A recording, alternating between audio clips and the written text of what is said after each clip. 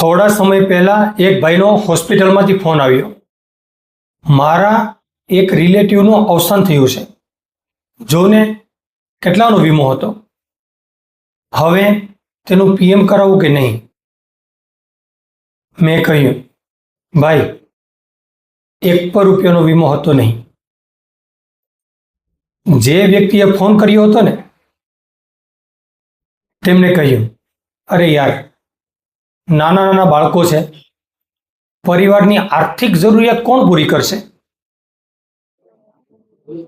જે વ્યક્તિનો ફોન આવ્યો હતો ને તે વ્યક્તિને મેં એવું કહ્યું, તમારી પાસે કેટલા વીમા છે? ચૂપ થઈ ગયા.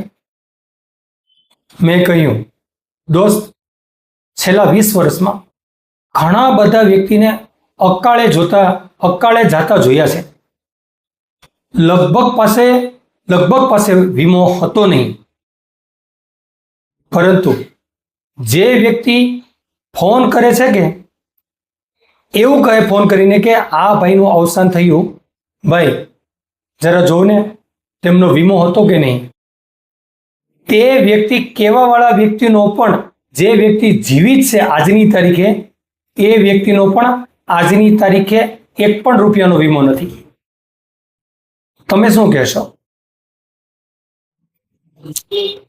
ધન્યવાદ.